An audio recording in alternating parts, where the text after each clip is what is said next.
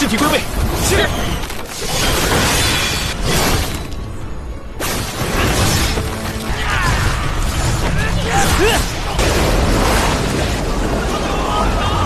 我的魔神竟然现世了！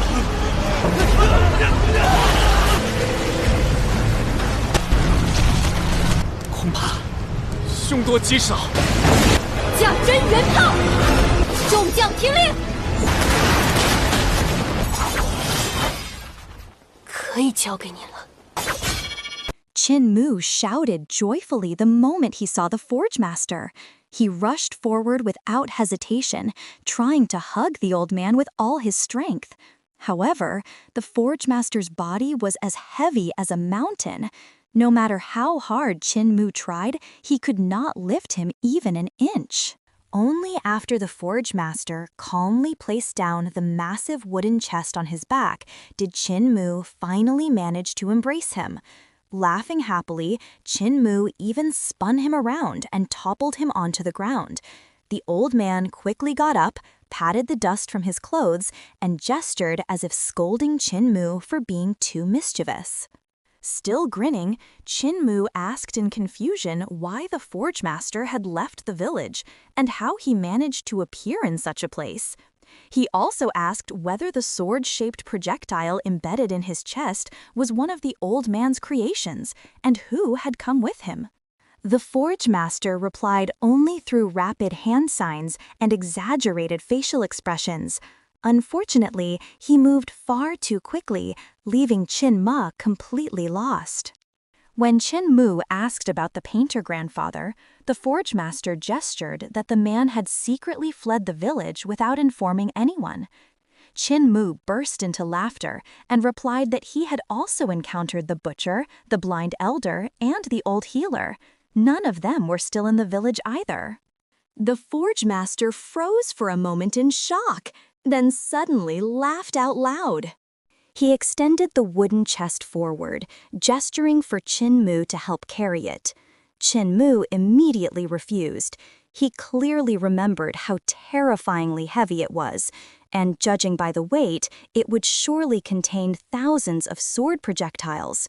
He firmly declared that he would not fall for the same trick again. The Forge Master merely smirked with satisfaction, clearly proud of Qin Mu's growing caution. Back in the village, he had always loved teasing Qin Mu, especially after the runner had left. However, the relaxed atmosphere suddenly shifted. The Forge Master's gaze moved past Qin Mu, turning cold and sharp. A middle-aged man had appeared silently about 12 meters behind them. He wore the robes of an imperial instructor of eternal peace. With a gentle tone, the man asked whether the Forge Master belonged to a previous generation. The Forge Master responded only with hand signs once more, leaving the imperial instructor completely confused. Qin Mu quickly explained, he means that he is still young and not from an older generation. Even so, the imperial instructor felt uneasy being forced to rely on Qin Mu as a translator. With sincere admiration in his voice, he said that the divine art used by the Forge Master was incredibly unique, far beyond anything he had ever studied. He then respectfully asked for permission to personally experience this mysterious divine art. Qin Mu was stunned. He had always believed the Forge Master specialized in sword techniques, but the imperial instructor firmly stated that what he saw was not swordsmanship at all. That was when Qin Mu began to suspect that his master's true ability ran far deeper than he had ever imagined. Suddenly, Qin Mu remembered something important. The Forge Master had never taught him sword techniques. He had taught him the way of forging. A shocking realization struck Qin Mu. Perhaps the Forge Master's true divine art was not the sword, but the hammer. At that moment, the Forge Master tightened the furnace strapped to his back and slowly opened the wooden chest. What appeared inside left everyone in complete shock. There were no sword projectiles, Instead, the chest was filled with blacksmithing tools, hammers, anvils, sieves, forging tongs, and countless rare instruments. Through his gestures, the Forge Master explained that his craft was on the verge of extinction. He was willing to display its true essence to the Imperial instructor on one condition, that the man must find a worthy successor to inherit the chest. Deeply moved, the Imperial instructor bowed with great respect. He praised the Forge Master's generosity as something that surpassed even the great leaders of powerful sects. He swore that he would protect the chest and search for a suitable successor. Moments later, he opened the chest fully, revealing thousands of thumb-sized sword projectiles hidden beneath the tools. But what happened next was something no one could have possibly predicted. The sword projectiles suddenly melted into a strange liquid, like a fusion of water and pure light. The glowing substance flowed around the Forge Master's body, wrapping him in a suit of silver armor engraved with intricate defensive runes. It became a silver dragon. Then a long blade. A massive shield. A floating silver umbrella drifting gracefully through the air. Form after form emerged in seamless transformation. Only then did Chen Mu truly understand those sword projectiles were not merely weapons. They were tools of defense, instruments of war, and even the embodiment of divine arts themselves. Chen Mu stood frozen in disbelief. This was the first time he had ever witnessed the true power of the Forge Master. Back in the village, the old man had never once displayed such terrifying ability, nor had he ever taught Chen Mu any of this. Even the Imperial instructor was left utterly speechless. Then, in a streak of silver light, he shot straight into the heavens and vanished. Chen Mu opened his mouth as if to call out to him, but no words came. The Imperial instructor exhaled deeply, his voice trembling with awe as he praised the unimaginable power he had just witnessed. Then he turned to Chen Mu and asked quietly, "Who was that man?" Chen Mu answered simply, "My elder." That response only deepened the Imperial instructor's confusion. For a moment, he suspected that the Forge Master might belong to some unknown demonic celestial sect. However, Chen Mu shook his head. "He was born in the Great Ruins," Chen Mu said calmly. "That is where he comes from." The Imperial instructor stared at Chen Mu with new eyes, understanding dawning within his gaze. He concluded that Chen Mu must have come from an extraordinary lineage with a profound and mysterious heritage. After a pause, the Imperial instructor asked another question. "Who was it that summoned the demon god just now?" Chen Mu remained composed. "I don't know. I only arrived here at the last moment. I nearly died in the chaos." But the Imperial instructor was not easily convinced. He knew that Gulan Wan had originally dispatched Chen Mu to Lizhou. Their current location, Heavenly Wave City, was far from that destination. Sensing the tension, Chen Mu quickly brought out Hu Linger, the clever little fox girl. Without missing a beat, Hu Linger fabricated a story on the spot. She claimed that they had been swept away by the raging, surging river after being attacked by remnants of the Grand Mountain Sect, the same group responsible for summoning the demon god. Surprisingly, the Imperial instructor did not seem overly interested in the explanation. Instead, he said calmly, "Whoever summoned that demon god has slaughtered the rebel army. That alone is a tremendous military achievement, worthy of high rank and reward." Then his tone shifted. "But countless innocent civilians also perished because of it. A merit this great is stained with a sin just as heavy." He explained that if the truth were made public, political pressure from opposing factions within the imperial court would surely follow, pressure that could easily lead to severe punishment for the one responsible. Hu Linger fell completely silent. She realized, too late, that she had spoken far too much. The imperial instructor smiled faintly and said, "I will keep this great merit a secret. Revealing it would only invite catastrophe." Only then did Qin Mu finally breathe a sigh of relief. He understood clearly. This was not mercy born of kindness alone, but the calculated protection of someone who understood the battlefield of politics all too well. Not long after, several imperial generals arrived on the battlefield following the successful extermination of the celestial demons. Before they departed, the imperial instructor gave one final warning. In the imperial court, people kill with words, not with blades. Even if you survive the battlefield, you may still be destroyed by the tongue. Curiosity flickered in Qin Mu's eyes as he asked whether the imperial instructor had ever experienced such political dangers himself. The man nodded. In a calm voice, he explained that throughout his reform efforts, he had personally eliminated countless opponents. Yet every wave he crushed was always replaced by another. They lacked true ability, but they never lacked a sharp tongue. "If my reforms fail," he said quietly, "I will be cursed for tens of thousands of years. And even if I succeed, I will still be condemned for hundreds of years by those who oppose me."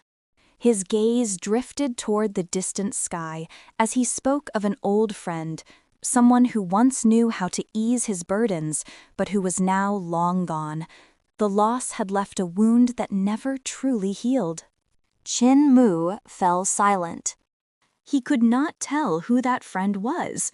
Yet, despite the instructor's relaxed tone, Qin Mu felt a hidden pressure beneath his words, an unspoken reminder that he too could be erased at any moment. The thought forced Qin Mu into silence. Sensing the shift in atmosphere, the imperial instructor laughed lightly. "Don't be nervous," he said. "I'm only venting. You're a good listener, unlike Duke Wei. If you talk too much around him, the entire court will know your secrets by the next morning."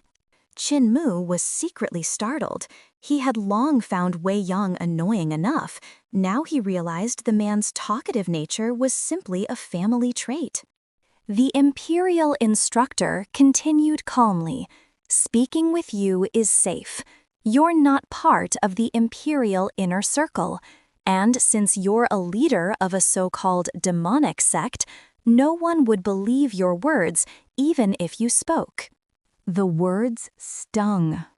Though common folk respected the heavenly demonic sect, both the martial world and the imperial court viewed it with deep suspicion.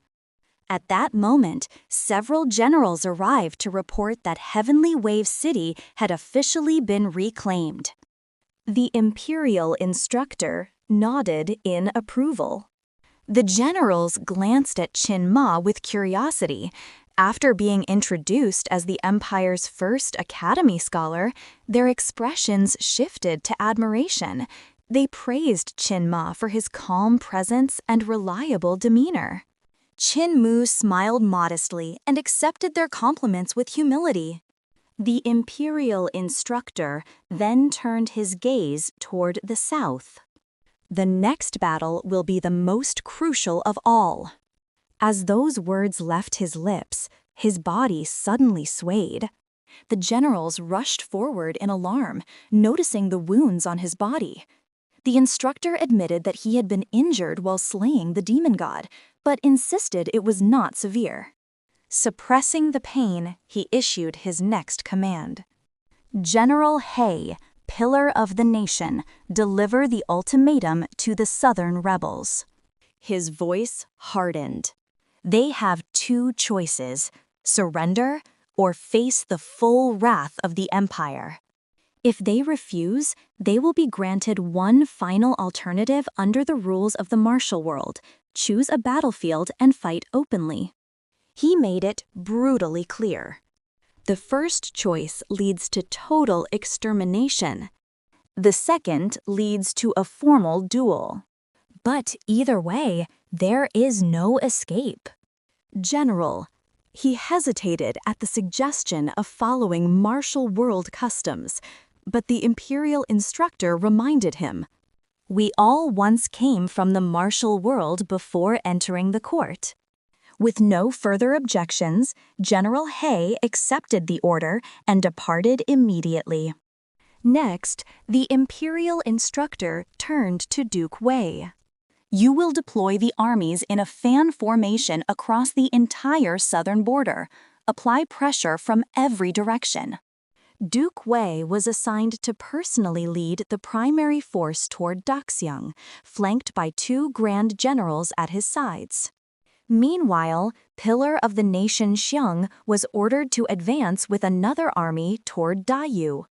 With that, the empire's war machine began to move in full force. At once, Duke Wei, true to his blunt and shameless nature, began casually talking about his wife, who had secretly sought Chen Mu for medical treatment. At first, he had panicked, thinking his wife had developed an interest in women and had gone wandering into brothels. The misunderstanding had left him both terrified and oddly curious. The imperial instructor looked visibly embarrassed and hurriedly urged Duke Wei to depart at once. He warned him that Daxiang was no ordinary battlefield and demanded the highest level of caution. Before leaving, Duke Wei turned to Qin Mu with a grin. "Give the instructor some medicine too," he joked. "Maybe then his face won't always look so stiff and serious." He even admitted that he had once secretly followed his own wife out of suspicion, leaving Qin Mu unsure whether to laugh or cry. The imperial instructor let out a long sigh, blaming the Wei family's habit of speaking without a filter. Qin Mu prepared to take his leave as well, but the imperial instructor stopped him. "You're coming with me to the southern border," he ordered. "You'll be in charge of treating my injuries." Qin Mu hesitated and explained that several members of his group had gone missing during the chaos and that he needed to find them first. The imperial instructor did not argue. Instead, he asked for their names. With a simple gesture and a surge of mystical power, burning cloud letters appeared across the sky, forming each name in blazing symbols of fire. A moment later, those symbols began pointing in different directions. Not long after, the missing members of the group emerged one by one, badly wounded. Even the Qilin dragon appeared among them, writhing in visible pain. The imperial instructor's gaze swept across them, then halted on the injured Qilin dragon. "Why is it still wounded?" he asked calmly. Hu Linger blinked and innocently asked, "Why doesn't it just lick its own wounds?" The Qilin dragon snorted lazily in response, clearly unwilling to dignify the question. Qin Mu stepped forward and quickly treated the creature using dragon saliva, applying it carefully to the massive wound. The injury had been inflicted by the Demon King Dutian's demonic gaze, fatal to most beings. Fortunately, the Qilin dragon's scales had prevented instant death. Qin Mu then shared the same medicine with the rest of his injured companions.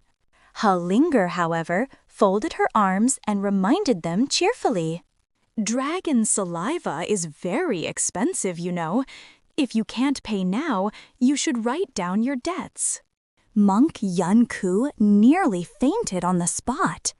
"I've been poor since the day I entered the Imperial Academy," he cried.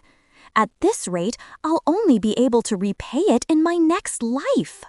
Qin Mu immediately stopped the nonsense. "As the healer elder," he said seriously, I don't charge wounded patients who were injured during training.